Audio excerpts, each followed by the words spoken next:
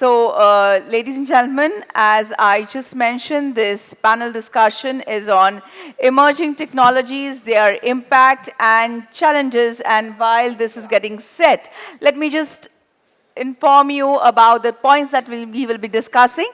What are the new industries arising out of the fourth industrial revolution that will drive the next stage of India's growth? Impact of new technologies like solar, driverless mobility, 3D printing, drones, big data, and artificial intelligence. Another concern is what are the regulatory challenges in the adoption of these new technologies. All this and more with Shri Lippert, Shri Adil Zainulbhai, Dr. Sudhir Mishra, and Shri Sanjeev Sanyal. Could I request the gentlemen to please join us on the dais while I will give quick introductions. Shri Lippert, Vice President of Boeing International, an Asia expert with long experience at senior positions in the United States government, served as the United States Ambassador to the Republic of Korea, Chief of Staff to the Secretary of Defense, Chuck Hagel, Assistant Secretary of Defense for Asian and Pacific Security Affairs, and Chief of Staff and Deputy Assistant to the President at the National Security Council. Welcome, Mr. Lippert. Then we have Shri Adil Zainulbhai, Chairman Quality Council of India and Network 18, retired as Chairman of McKinsey India after 34 years at the firm. Prior to returning to India, he led the Washington office of McKinsey and founded the Minneapolis office. He is currently on the boards of Reliance Industries Limited, Larsen & Toubro Limited, Network 18 and Cipla. Attended IIT Bombay and received an MBA from the Harvard Business School. Welcome, Mr. Zainulbhai. Dr. Sudhir Mishra, CEO and MD of BrahMos, Aerospace, a joint venture between India and Russia. His contribution has resulted in the realization of several DRDO missile programs. His work on several defense R&D projects with friendly countries to enhance bilateral cooperation in the field of defense technologies. Welcome, Dr. Mishra. And Shri Sanjeev Sanyal, an Indian economist, writer, environmentalist, urban theorist. He is a principal economic advisor in the Ministry of Finance, Government of India, was Deutsche Bank's global strategist and MD. A Rhodes Scholar and Eisenhower Fellow, he was named Young Global Leader 2010 by the World Economic Forum at Davos.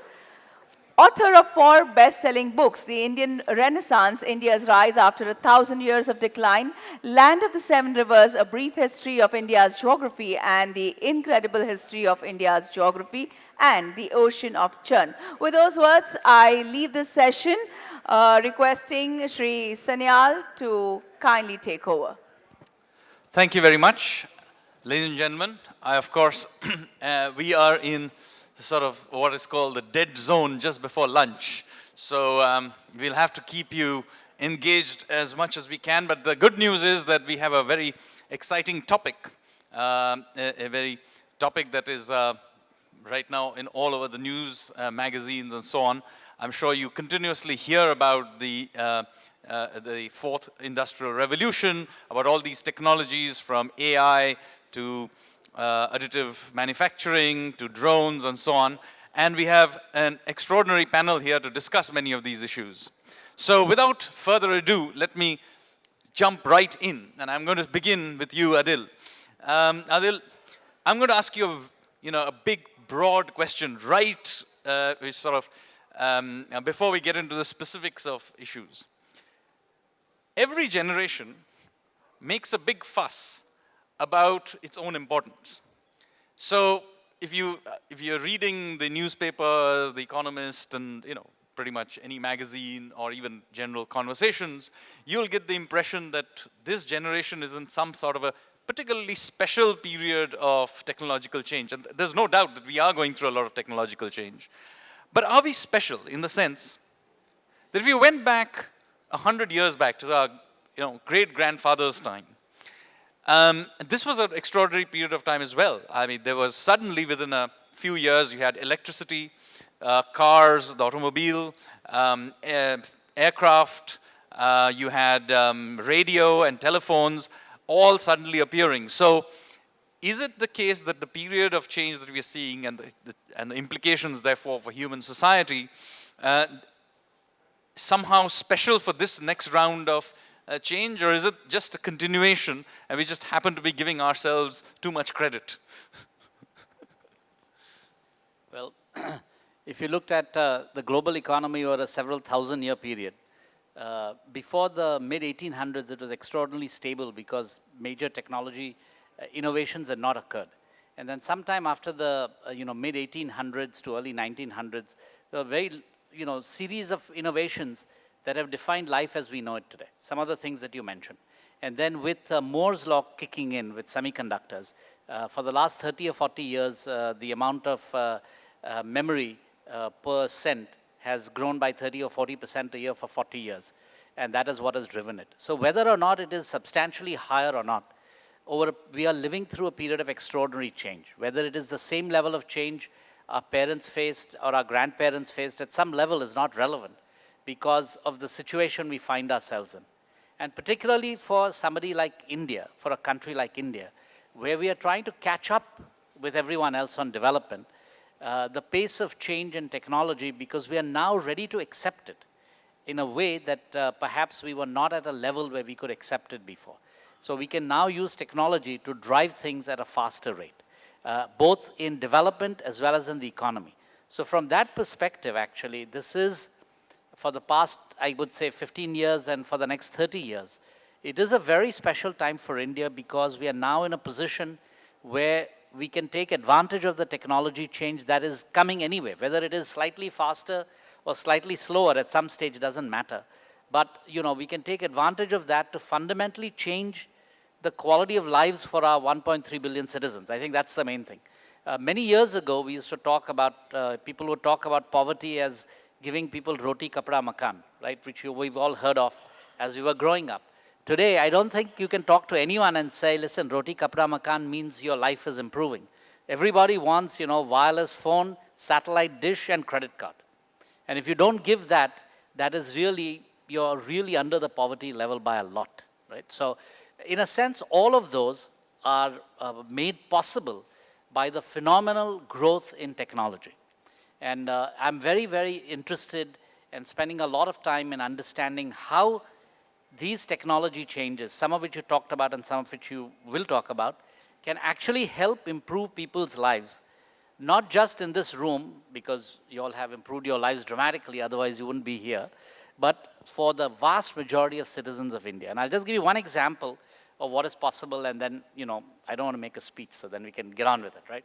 Which is, the problem of education in India, especially at primary and secondary levels, is a mess. We all know it. It's very difficult to change because you'd have to train hundreds of thousands of teachers. You'd have to change the curriculum. As we talked about earlier, it is a function of the states, etc. Right? By the end of this year, 99% of will have broadband wireless. Just to give you as an example, after 20 years of broadband wireless in the US, it only reaches 78% of the public. In India, 99% of the public or the population will have access to wireless broadband.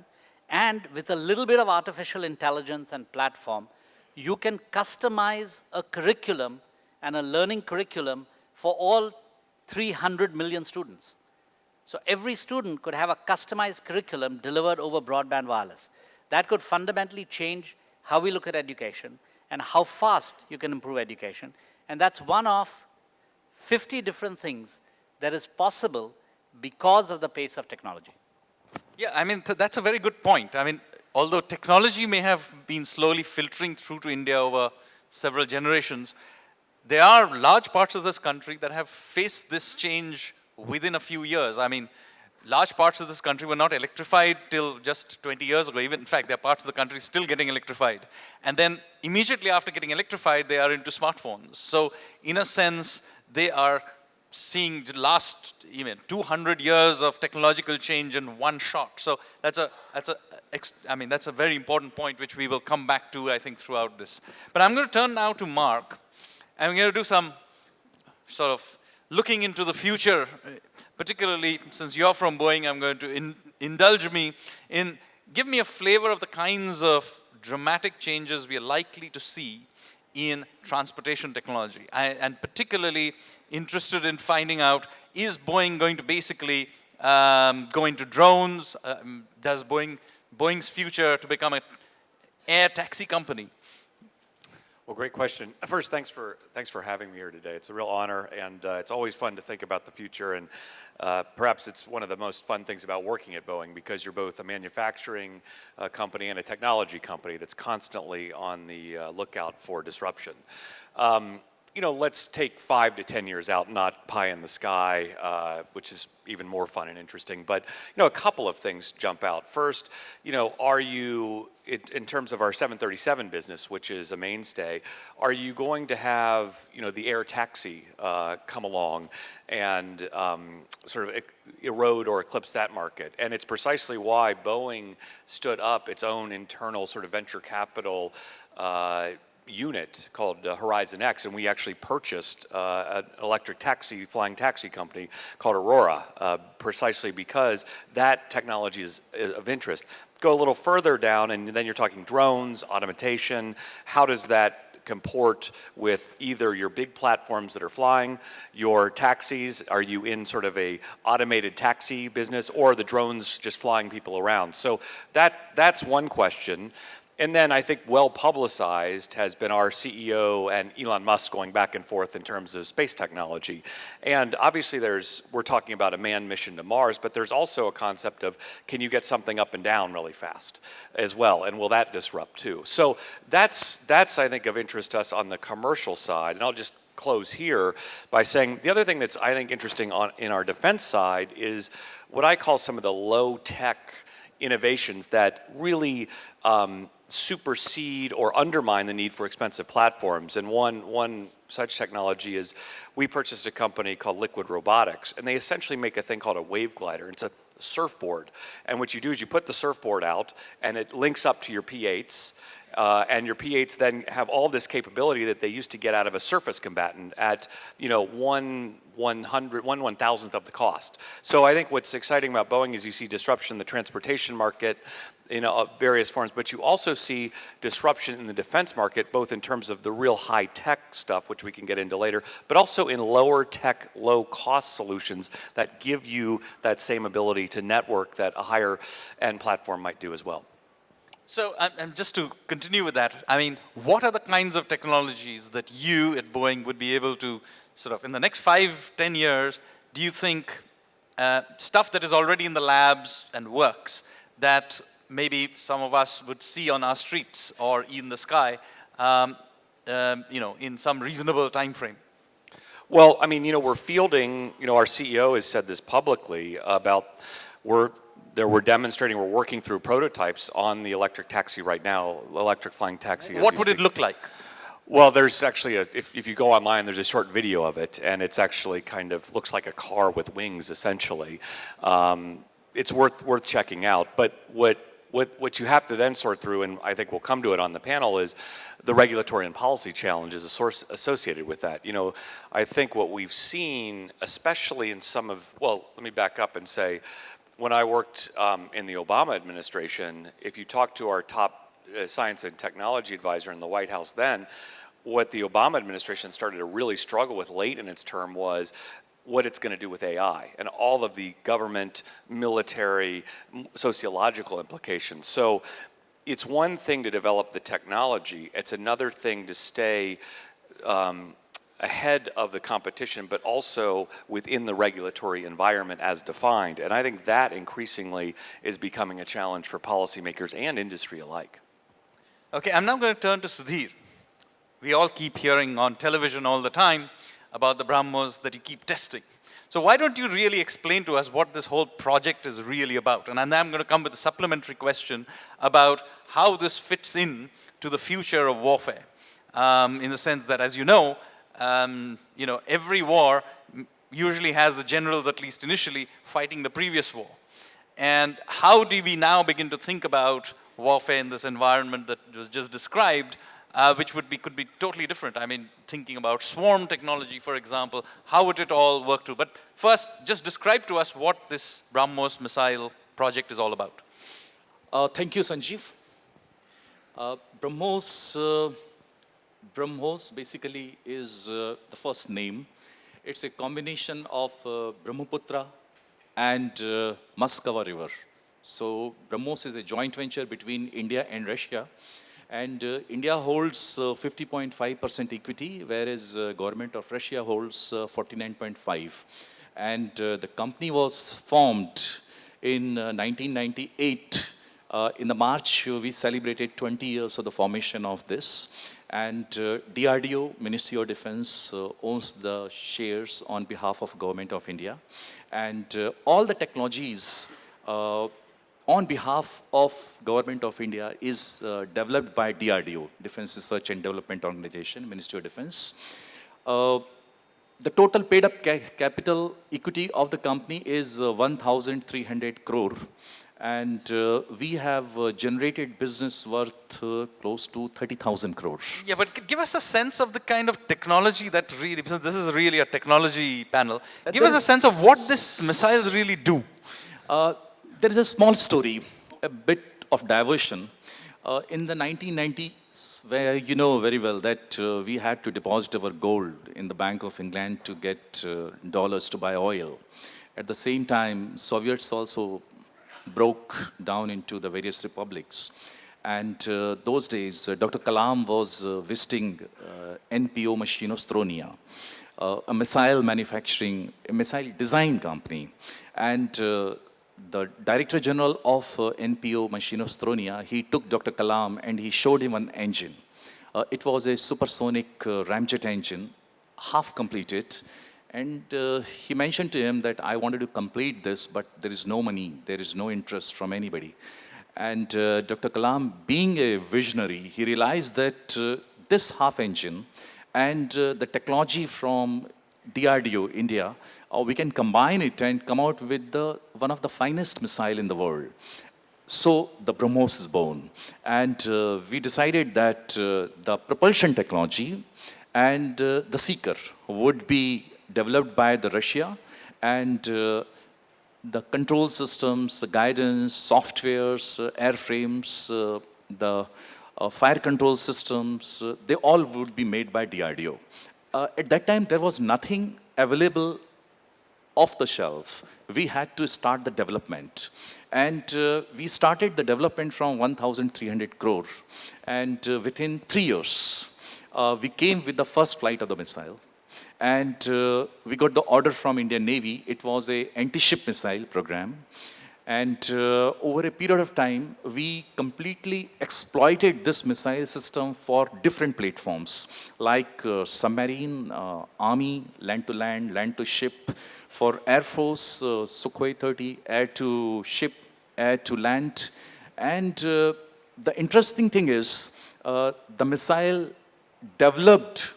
evolved over a period of time.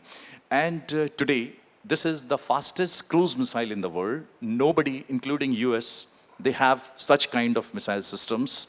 And we have a plan to jump into the next level. We want to, now itself there is a difference of at least 5 to 7 years gap between us and our nearest competitors. We would like to maintain it. And what would this new technology be, if you can we want to go from 2.8 Mach. We travel, as of now, 900 meters per second. It's twice the speed of the bullet speed. And we would like to now go to 3.5 Mach by tinkering with the engine. We want to reach to the 5 Mach over a period of about 3 years' time. And we feel that by that time, we would have been completely exploited the potential of existing engine. And then we want to enter into the hypersonics regime. In India, there are many institutes, IIT, ISCs, who are involved in the research, DRDO. And at the same time, in Russia also, Moscow Aviation Institute and few more institutes, they are involved in the research. And we want to come out with the missile which would be meeting the requirement of the next generation, Army of 2025. How would warfare in 15, 20 years' time be fundamentally different from what it has been in the past? Oh, yes. I'm not looking into the crystal maze. Okay. There are technologies which are available even now. You see, in the defense sector is very interesting. You make an offensive weapon, and the defense technology also come along with it, maybe at the gap of 6 months or 1 year, but it is there. But there are disruptive technologies which are available. Like the missiles will be there for another maybe 20, 30 years. They would be replaced by high-power lasers, high-power microwaves, weapons, so that you don't need to use the kinetic kind of weapons. This is one. Secondly, there are technologies on which mankind is completely dependable. Cyber, internet. The second is satellite, space. The third is underwater.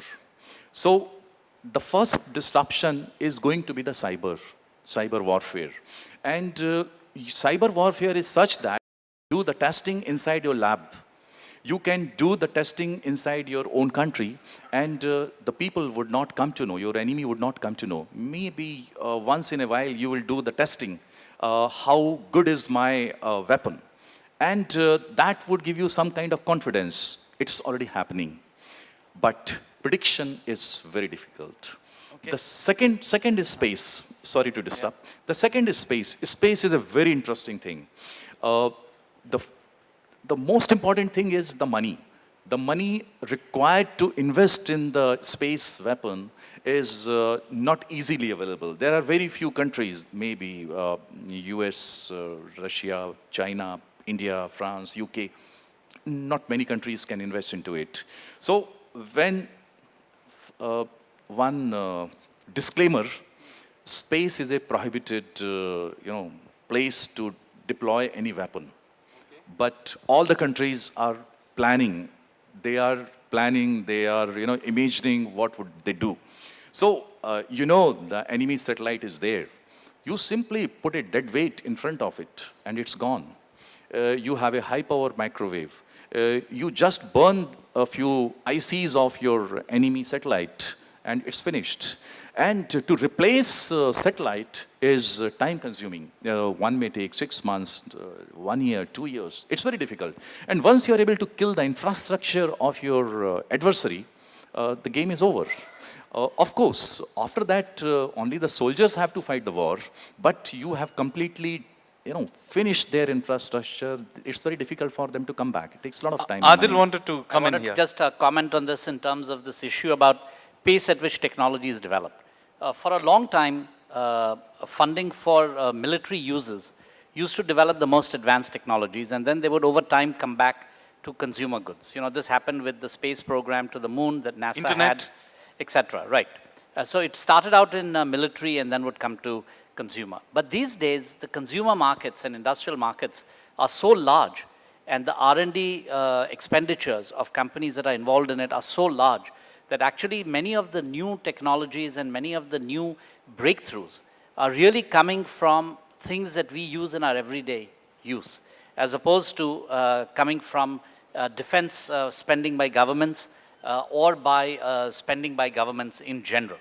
And so as a result, and the uses of some of those technologies occur very, very fast in commercial uses and in consumer uses. So actually, if you look at, for example, even in telecommunications, many of the early technologies were done by for military satellites and others. In fact, WhatsApp is more advanced than most military communication systems. Exactly, and actually it's a huge problem, which we won't get into.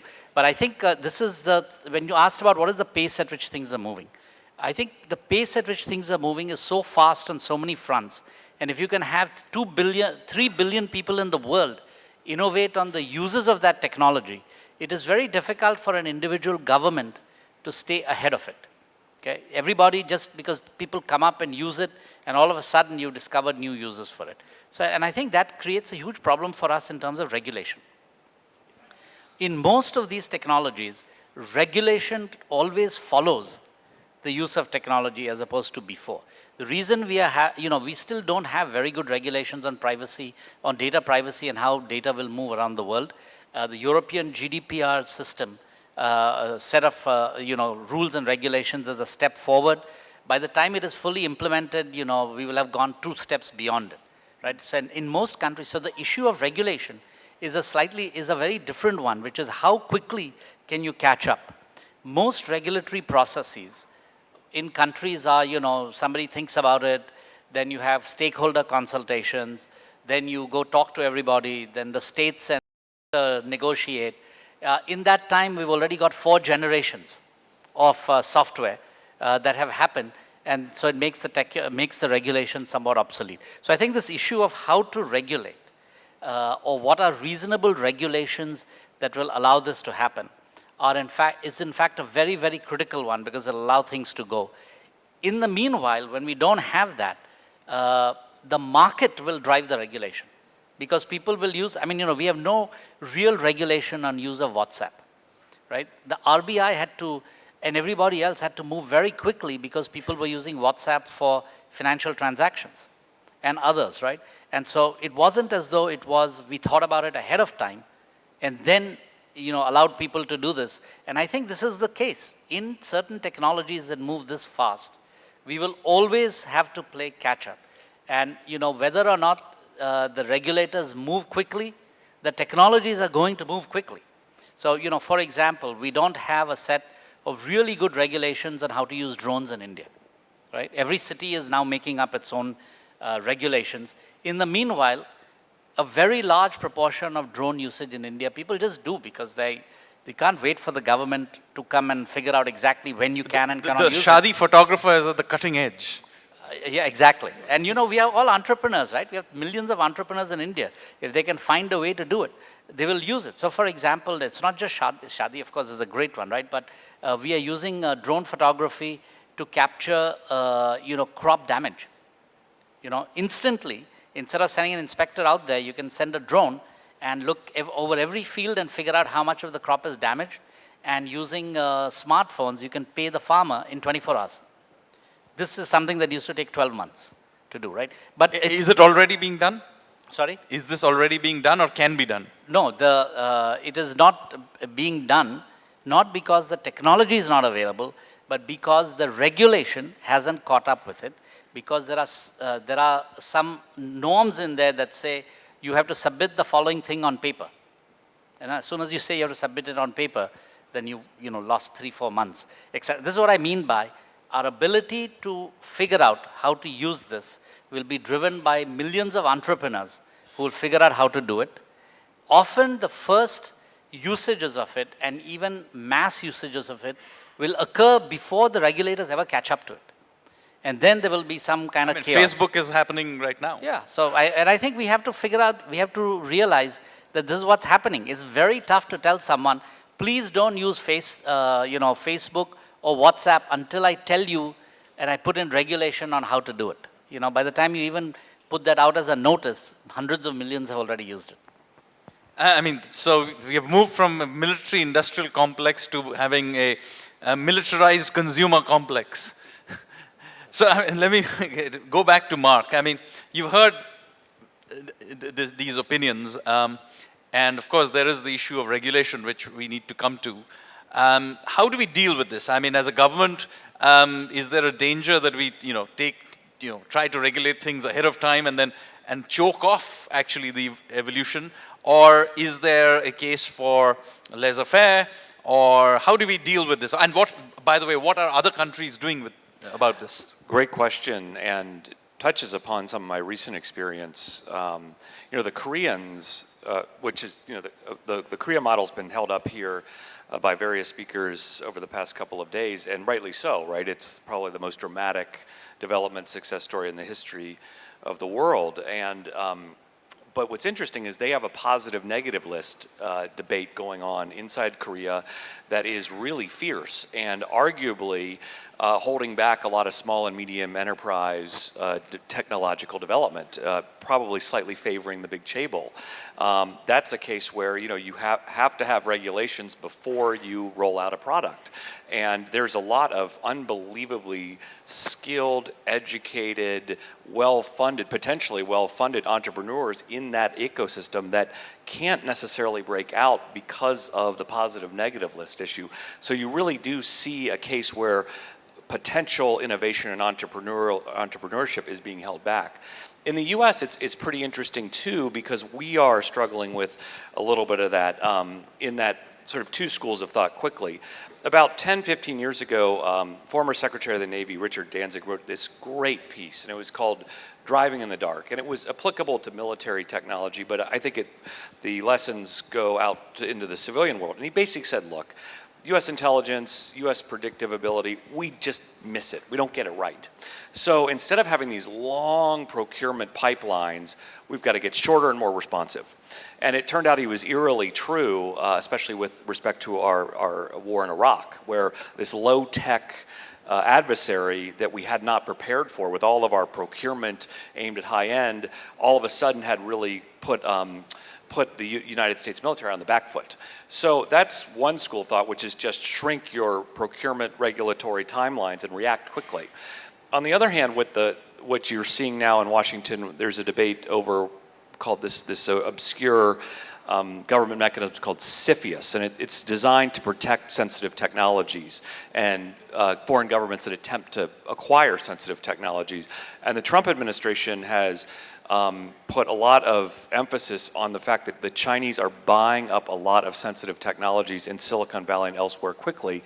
And the Pentagon and others argue, we don't even know if these technologies are going to be valuable down the road, but they sure seem of interest to everybody else. And it dovetails on the points that were made earlier, which is the other thing that's happening, especially on the military side, is as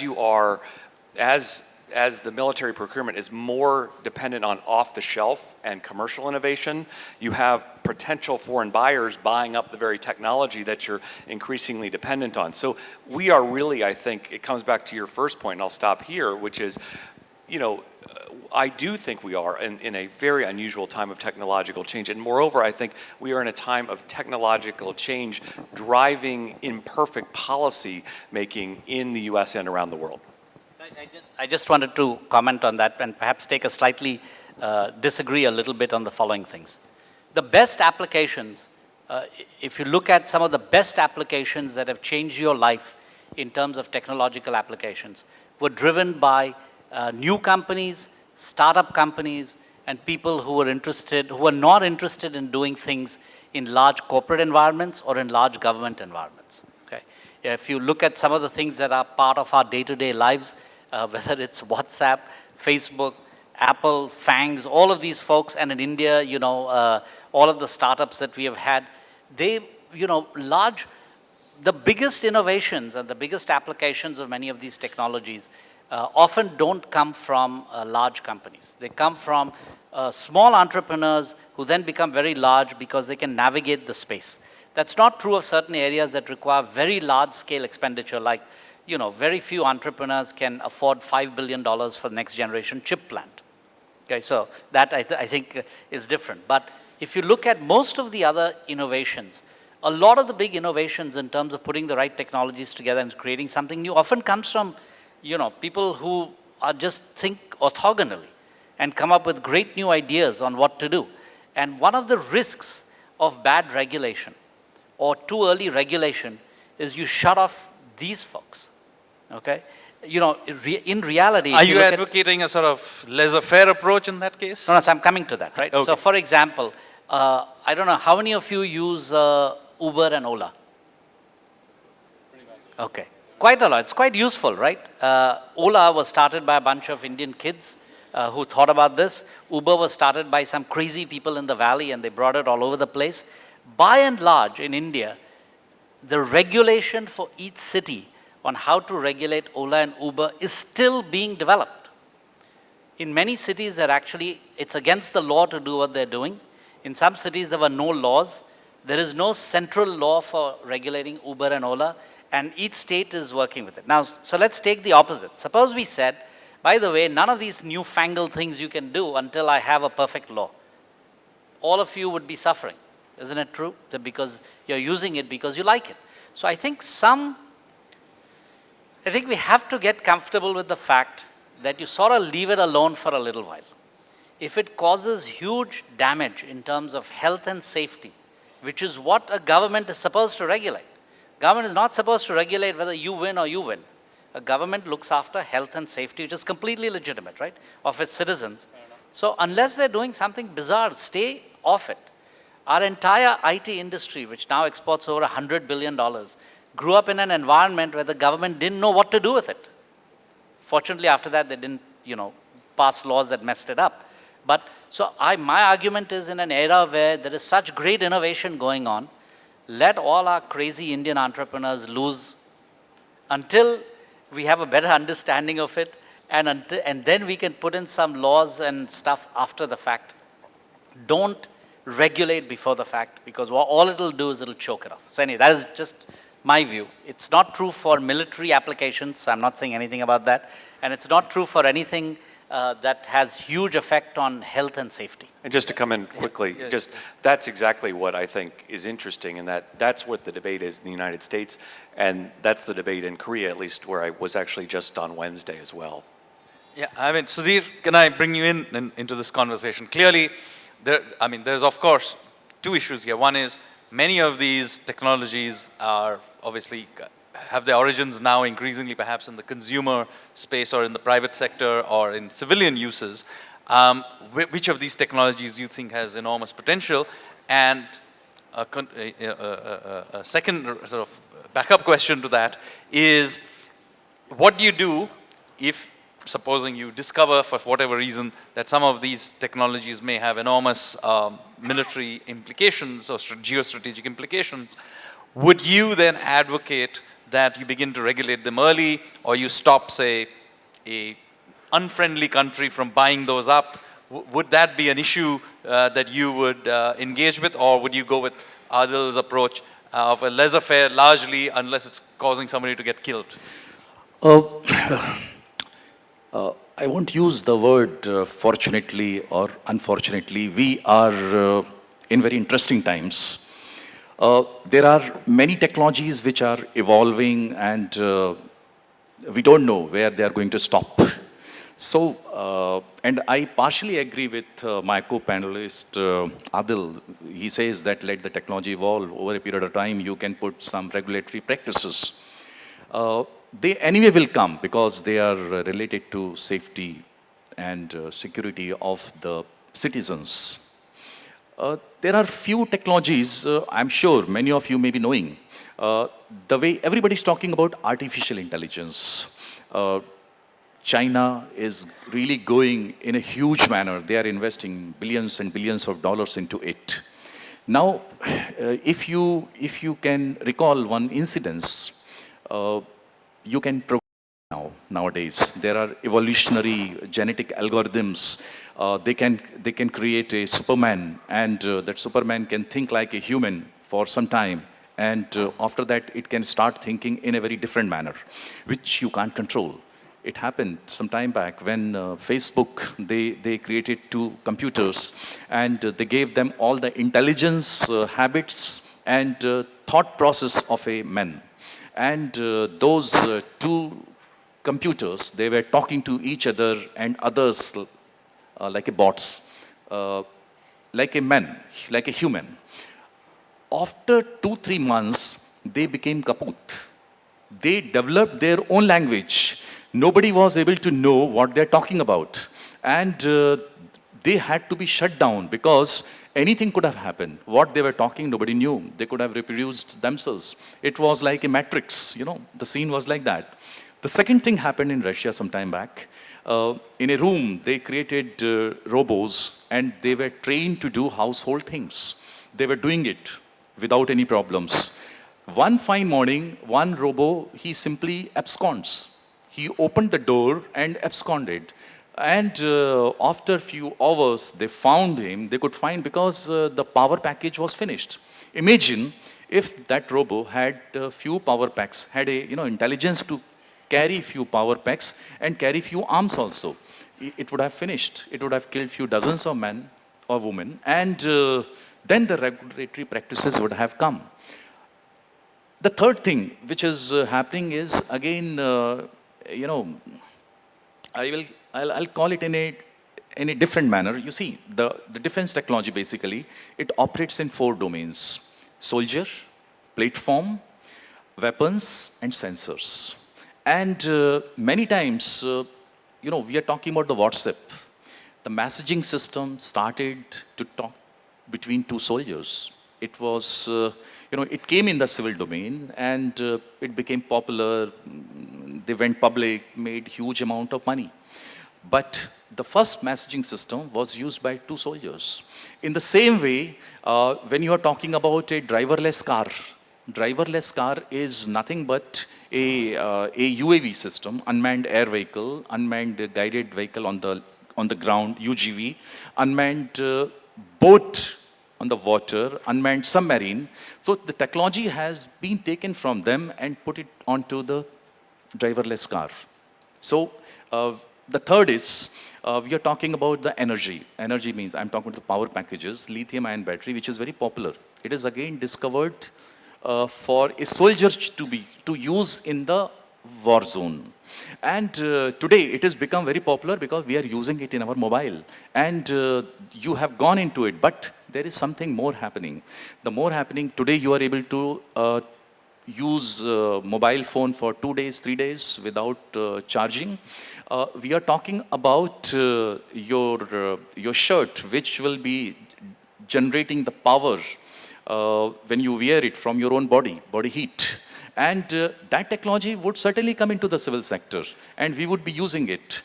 The reason is why I'm saying that the military technology is always ahead of the civil is, what happens, the government make huge investment into it because it's required for the defense. People don't audit it because they look into the future thinking that something very, very different, the game changer is going to come.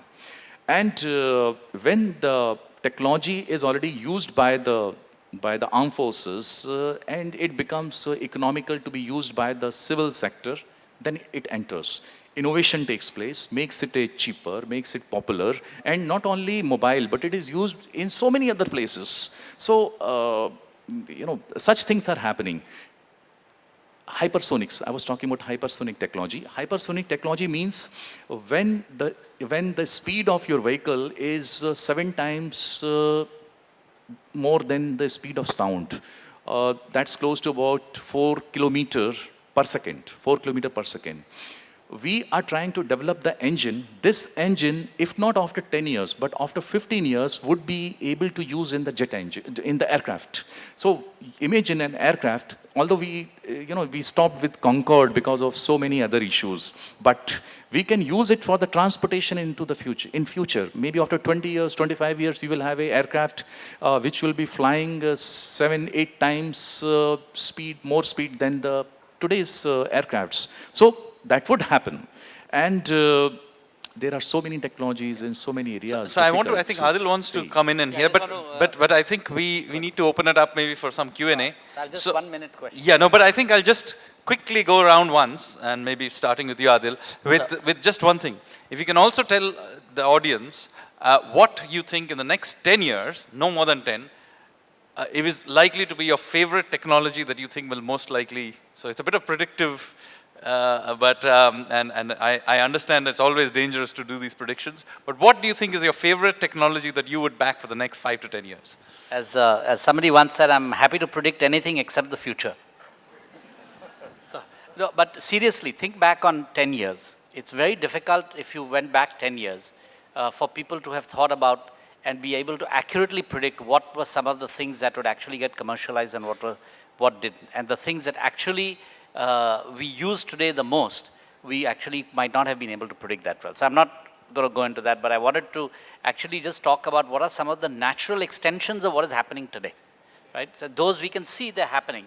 And the breakthroughs we don't really know. You know, they will come and that'll surprise us. So let me ask in this audience, any of you listen to music programs on your iPhone? Okay, a few. The others are lying, but that's okay. How many of you buy anything online from Amazon or whatever? And do you get irritated when it suggests what you should buy? Right? Or what you should watch? Okay. You know, some of the most advanced, really the most advanced AI technologies in the world are not thinking about how to defend a country, right? Or how to solve medical problems. Some of the most advanced AI algorithms in the world are used to predict what you might buy. And the only reason is that there is more money in that than in almost anything else. And so in a sense, we are all guinea pigs every day on some of the most, and we are driving individually some of the most advanced technologies that are out there. The amount of money that is being spent in being able to come up with AI algorithms that will help predict what you will buy next, what show you will watch, what show you will like on TV, what movie you will like, not so much on movies, but on what you will buy based on your past patterns and everything else, is phenomenal. It is more than what is being invested in almost anything else. So this is what I was just trying to tell about how technologies evolve. Let me point out that at least in my particular case, this AI is failing miserably because almost never do I click on whatever it predicts. But that's why they're spending so much money to make it better. Maybe. Right? So I think it's so I'm just saying that, you know, if you think about this, the application of this, which is to take large numbers of cases and try to come up with some rules based on that, has a huge effect on many things, not just in what we buy, but, you know, for example, there are some AI programs that are currently working to be able to look at your X-ray and your brain scans and automatically give you a 90% diagnostic, which will be better than what 90% of the radiologists could do, not better than the best so far, but better than that, right? And if you imagine, if you imagine how that could be applied in lots of different ways, the ability to track, one of the biggest problems that our general practitioner has is on listening to the symptoms of the patient to make a correct diagnosis, right? And if you had, this will allow you to have actually make correct diagnosis many more times more frequently than you could otherwise, right? And this is today. Although I have to say, this sounds like a hypochondriac's dream. I mean, you put Yeah, on as your long own, as- you put all your diagnostics online, it And tells, it tells you what to do. you know, it might come back and tell you you're a hypochondriac, That too. right? It might judge it correctly. It would save a lot of time from doctors. Of course, their earnings would go down. So I'm just, it's very difficult. The actual machine algorithm, some high-tech guys will come up with, right? But the application of that in 1,000 different fields are things that entrepreneurs are trying to figure out, right? And that's why, and no individual can say, where all can this be applied? It's people trying it. I'll give you one very bizarre example, and then we'll stop. You know, most of you, any of you go and buy fruit outside, or you just have lots of people do it for you? So when you buy fruit, what do? You look at it, right? And you like certain colors and you don't like certain colors, right? And then you sort of touch it and see if it is of the right consistency or not, right? Every time I go buy fruit, my wife tells me I got it wrong, because I don't know how to judge the colors correctly or how to do this, right? So some 22-year-old kids have come up with a program, AI program, that looks at one of 10 fruits. I forget which ones they cannot do, right? It looks at the fruit and tells you the quality of the fruit.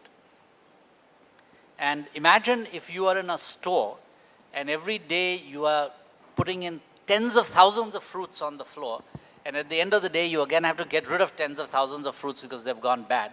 You can now just take, just passes by the camera and the camera tells you good or bad based on that. And apparently, they've talked to all the people who sit on Breach Candy Road, where you can buy the most expensive fruit in Bombay.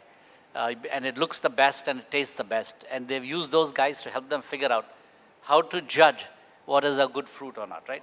Now, this is not what you would have invested lots of money in to begin with, right? On the other hand, it is the same fundamental AI technology applied to making your life easier so that you can buy better fruit. And this is one of tens of thousands of things you can do.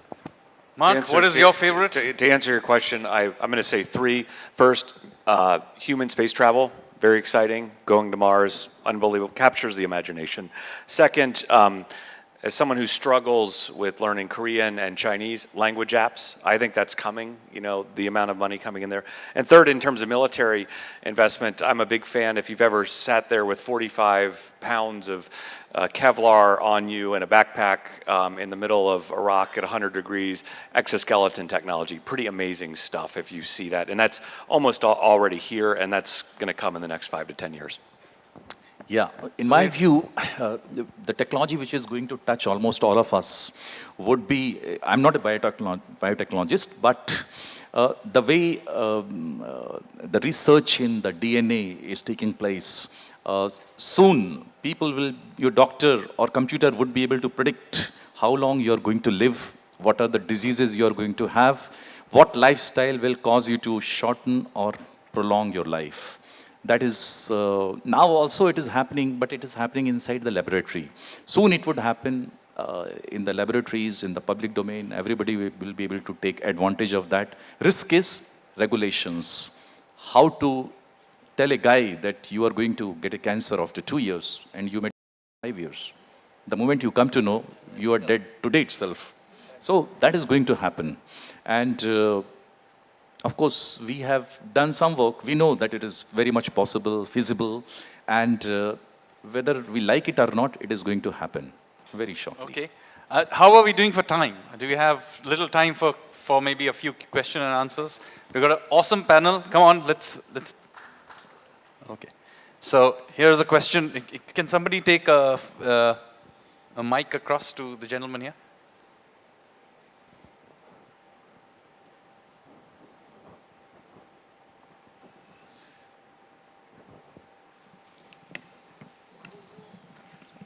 We'll take a couple of questions, the gentleman here first, and then we'll take a couple of questions and then we can give it to the panel.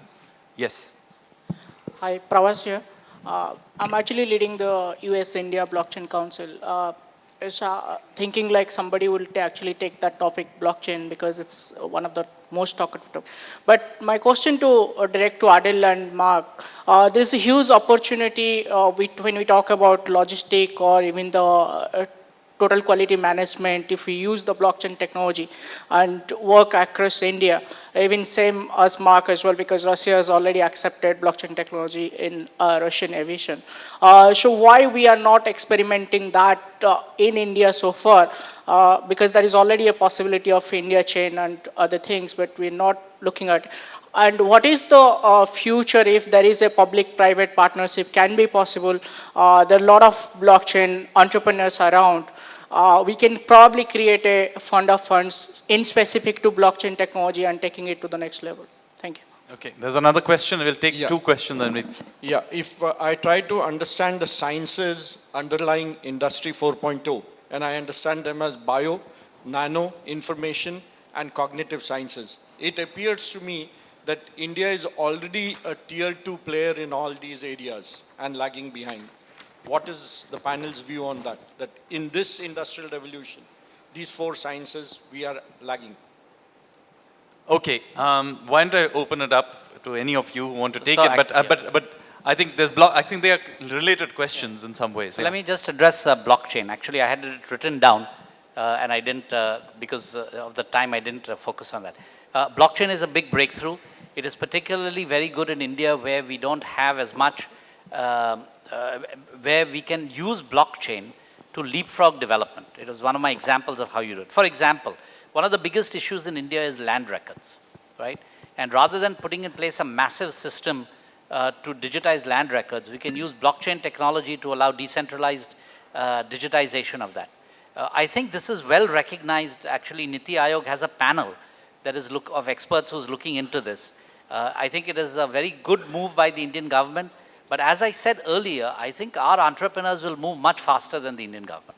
And we are already starting to see lots of investments into blockchain and entrepreneurs, as well as people who are already starting to do some of these things. My guess is in the next few years, there will be, we will see some very interesting applications that will be developed by the private sector while the government is still getting its act together on what it wants to do on it. But yes, it is one of the technologies, and I think India is well positioned for it because we have so much decentralized transactions and data everywhere. And in the financial services, it's coming very fast. I think there are at least 20 startups who are doing something using blockchain technology just in financial services. So I think, if you're just starting to think about investing in it, you probably miss the series 1 of some of the best players. Now you'll have to go into series 2, 3, etc. Sorry. No. You should comment. No, I was just going to, I'll take the sensory question really quickly in that I'm no expert in it, but my late father-in-law was a preeminent neurosurgeon in the United States. Difficult father-in-law, but great neurosurgeon. And his late in life, after he retired from medicine, he started to get into this technology in terms of trying to see if he could essentially produce some applications or technologies that would help accelerate sensory and all of the things he did sort of by hand as a surgeon. And he basically, I asked him why he's doing it. He said, because this is the last really unexplored area of the body and the potential is almost limitless, especially if you combine it with automation. Break, just in terms of where India is in all of this, I'm not an expert in this area, so let me just say one quick thing about Boeing in India, and I think it gets to a bigger topic, which is what was said last night about from farm to factory, and where I think what's interesting about the relationship that we can develop here and are already developing is capitalizing on India's strengths in terms of advanced manufacturing, technical talent, all of that to form a real partnership that helps you leapfrog over that farm to factory into some of these higher end, higher tech areas that are going to be incredibly competitive and incredibly important in the future. Okay, so listen, this is a very fundamental policy set of issues that is not easy to answer in 10 seconds or 30 seconds, but I'll just give you one vignette of this, right?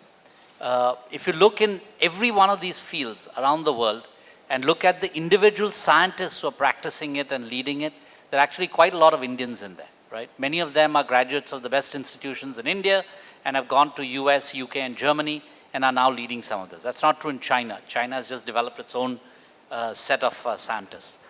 Secondly, and many of them are actually quite interested in helping India develop if the right framework was found, number one. Number two, you also have to have a model of how these technologies will develop. And let me give you an example. If technologies develop in an open frame, right, where there is sharing of fundamental science, etc., and people have access to it, then it is relatively easier for people to catch up on it, right? If they are developed in a closed frame, which is starting to happen in some areas, and certainly China is taking the view that they will develop it on their own and not share as much, then it becomes much more difficult because every country has to then say, okay, I'll just develop it on my own. And then it's much more difficult, right? So the question is, what is the intervention? Is the intervention that we create tens of thousands of scientists who are world-class in this field, whether they're here or there or anywhere, and then make sure we have access to it?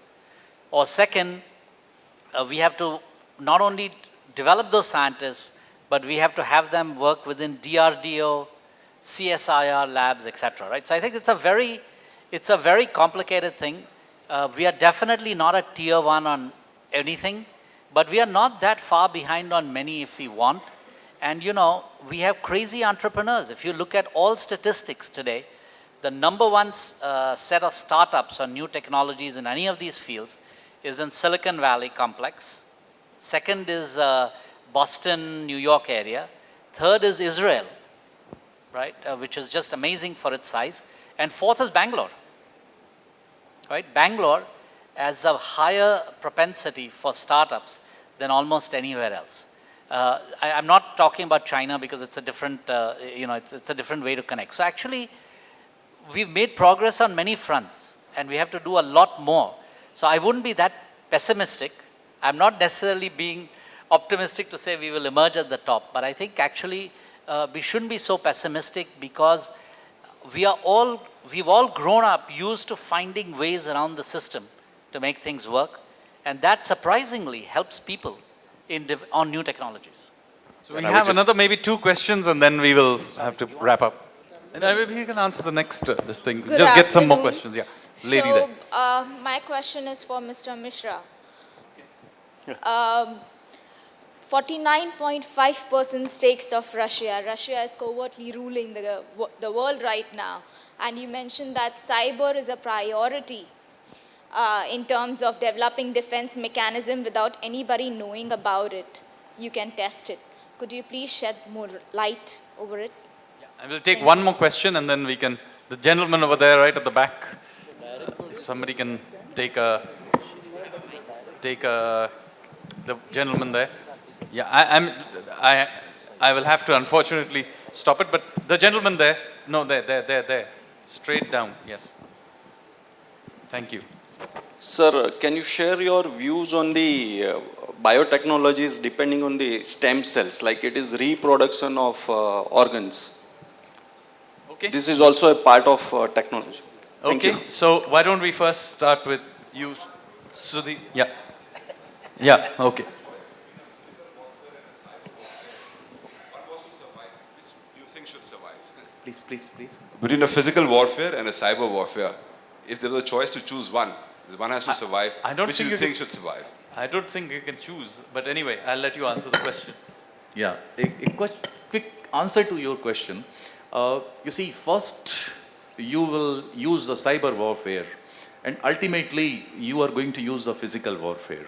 Physical warfare is not going to go away soon. You can't. One is just an enabling to do the other. If I live in developed country, I'll use cyber warfare. If I live in Middle East, I'll use physical warfare. Yeah, that's what you've seen potential adversaries do to the United States, which is fall back No. on asymmetric capabilities like cyber. Yeah. Okay, so the Answering question to, about- your question was about cyber About technologies. ownership of Russia, I think that was the point. What was the question? Your The question point was about ownership of Russia and what that means in an environment where sharing technologies, etc. Right? Defense mechanisms. cyber. Precisely. You're developing those defense mechanisms and testing it without anybody knowing about it. Would you like to shed more light about what are you developing? Oh, I understand. You see, let me tell you that no country collaborate when it comes to cyber warfare. The reason is it's very difficult to predict the capability of your adversary. And everybody thinks the way cyber operates, you never come to know who is your, from where the attack has come. It can come from so many different places, there are bots, they may shut down your system, maybe the most advanced systems. There are, they will be reflecting the network to 10, 20 places, so you will never come to know. Joint ventures in the area of cyber warfare is not feasible as of now, even between two very, very friendly nations. Not possible. Every country is having their own capability and they want to protect it. They want to protect the intellectual property. They want to protect the potential damage it can cause to the adversary. They don't want them to know. So it's not possible. Yes, in the conventional war weapons, it's possible because everybody know the key things are the investment and access to the technology. Then then the size of the numbers. People know it, so it's possible, but not in the case of cyber warfare. Okay, I'm afraid I'll have to now bring this to a close because I have the organizers staring at me. So thank you very much. Let me hand it back. Yes, that was an immensely interesting dialogue, and I'm sure you all will agree. A request, Shri Neeraj Kulshresht, Chief of Business Operations, BSE, to kindly present mementos to all the experts seated on the dais, beginning with Mr. Mark Lippert. Please accept this as a token of gratitude.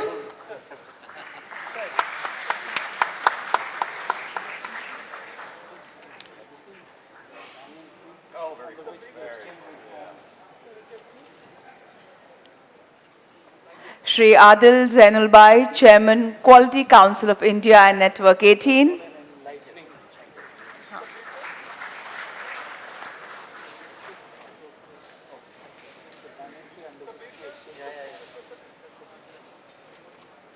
Dr. Sudhir Mishra, CEO and MD, BrahMos Aerospace.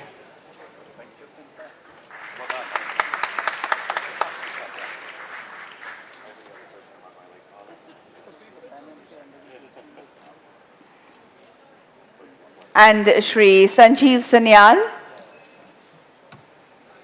Principal Economic Advisor in the Ministry of Finance, Government of India.